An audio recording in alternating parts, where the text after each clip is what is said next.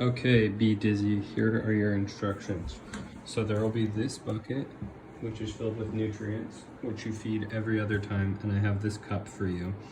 And it's measured, it says 500 milliliters right there, and you give each plant about 1 liter, so about 1,000 milliliters each feeding, whether it's water or food. And then what's gonna happen is you're gonna do this one time, and then normal water the next time. And for the normal water, I'll show you. So this one's pretty easy. The sediment will be on the bottom, and you'll just stir it up a bunch and take it out.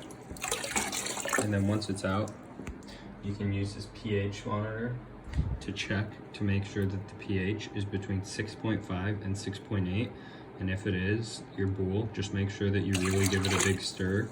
And each plant gets about 1 liter of this each time, so 2 cups of this from this bucket.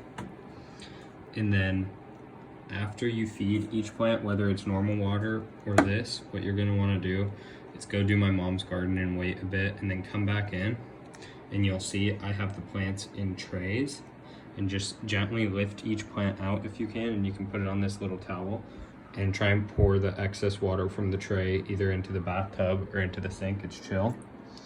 And then for when they're not getting food, what you're gonna do is Brita them some water, and the Brita only does 1 liter, so it's 1 plant at a time. And then pour the water in here, and I'll show you how to use the pH meter right now. So you take the pH meter, turn it on, put it in,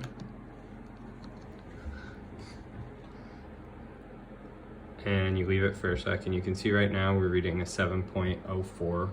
and that's too high. So I have this lower pH solution that I made, and you can kind of experiment, but what you're gonna do is you can just take this dropper and literally take the littlest amount, like even maybe just that, like nothing.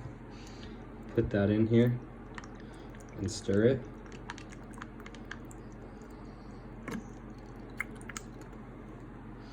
And then now we can check the pH of this after we've done that.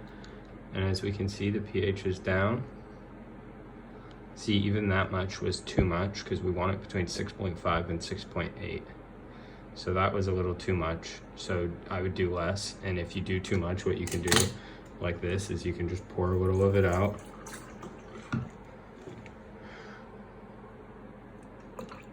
Pour in some more water. Give it a little stir and test it. And now we're almost full. I would just add a little more water and check it. And if it's in the good pH range, then you give it to the plants, and 2 of these per plant. So 6 cups of these total. And it's pretty easy to do the pH. And then what else? If you can just check that my fan and my filter are on and making noise, that's chill. They probably won't, the lights won't be on because of the light setting I have, unless you come after 4:20, the lights come on, lol. But that's about it. So it goes 1 feeding, 3 days later, 1 watering, pH, 3 days later, 1 feeding. And also when you do the feeding, check that it's the right pH. And if it's too low, then you can just add a little Brita water to it until it raises the pH.